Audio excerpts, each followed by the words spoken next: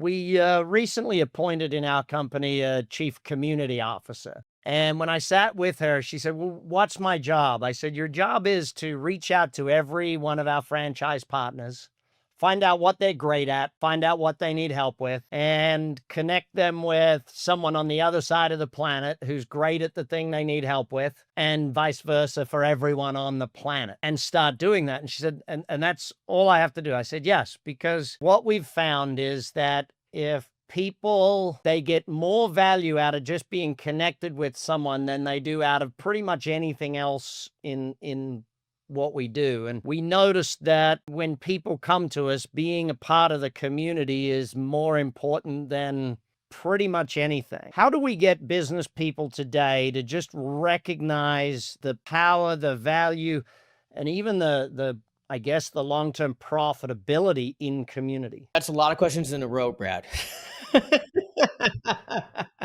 You just want to make this hard for me? Well, you're the guy. I mean, this is the Right. thing. But we don't have like a 3-day seminar, Brad. Okay, in 30 seconds or less, Charles. So first things first. Read your books. Okay, there's the answer. Read all Okay. your Well, books, yeah, I've especially spent several years writing books that Brad Sugar thinks is good enough that we still talk. So there you go. So how do we convince people? We're doing it right now, right? You have a global business success and you're saying out loud on your own podcast, look, my success is because I make the phone calls in my car. I invite people to spend time with me. Many of those are intimate experiences. I don't take pictures of the event and put them on social media. I don't tag them or try to get sponsorship. I don't try to wear really fancy clothes people can see it's glamorous. I just roast a pig and invite people over and have the conversation I have. And I invite people into a room that does not have 11 chairs. And I picked a group of guys that's well under 20. And my guess is it's 10 or less. Am I right? That's right. So there's a group of less than 11 guys in the Las Vegas area that I invest every single week in having a relationship with. And I recognize that all the people that I call when I'm really in a crisis are forged in those intimate experiences. If that isn't enough testimony to business leaders that creating community with intimate experience is important, then we got nothing. Like they're not going to listen to us. And then, of course, how to do it. As you said, I've written the books and you've read them and we're still talking. And then the third thing you said was, how do we convince them about profitability?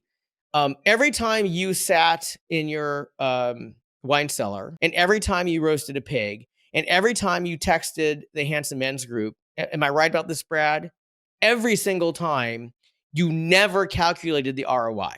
Not once. Okay. So another way to call that orientation is generosity. Brad Sugars attributes a huge percentage of his success in business and in family and in friendship because he committed to gathering people generously, full stop. And he didn't ROI it at the end of the quarter or at the end of the year or at the end of the chapter. He just trusted if I actually invest in this, it's going to reward me in ways maybe I can never measure, but it's going to work. And not only is that happening, but you're evangelizing that now.